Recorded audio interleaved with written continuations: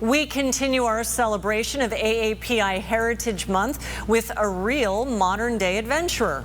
ABC 10 News reporter Marie Cornell shows how he ended up living a life that seems straight out of an action movie.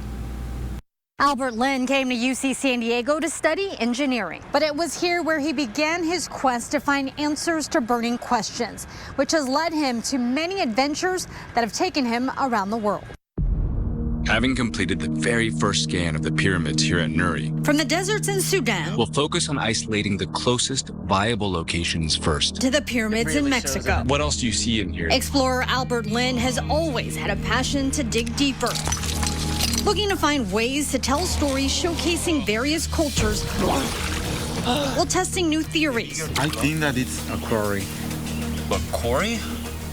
For finding rocks to build structures. Looking for new information. That's why I feel like it's such a fun journey to find the global story of us. We sat down with Albert as he walked us through his passion in finding answers. It's about finding the story of why that matters, and then bringing that out into the world, making that something that then resonates and changes how we see the world today. Albert came to San Diego from the Bay Area. When he wasn't in class, he found ways to travel. Anytime I could save up any money, I'd grab a backpack and a plane ticket, and I would just end up, zooming out somewhere on the globe. After graduating, I want to see any symbols that might be describing this mythical city. Albert decided he was going to explore. Sold everything I had, and I'd given myself 1 year to raise funds to try to launch my first expedition in Mongolia to search for the tomb of Genghis Khan. With a lot of determination and a little bit of luck,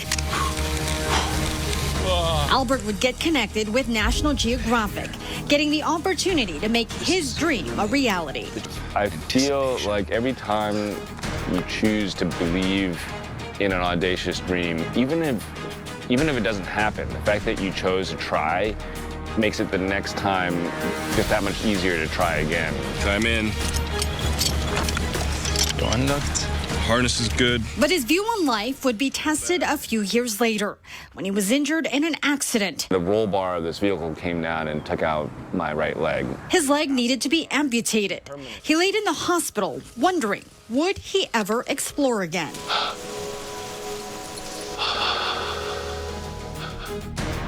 Everything's in the mind, right? What comes at you, you don't get to choose, but you do get to choose your perspective. And he chose to rely on the outpour of support from the community, finding different ways to continue doing what he loved and what he's passionate about. All the food everywhere is incredible. Yeah. I had this, what was it called? And now, when he's not exploring or documenting his travels, he tours the country, sharing his experience and knowledge with others on the stage or through his podcasts. Marie Cornell, ABC 10 News.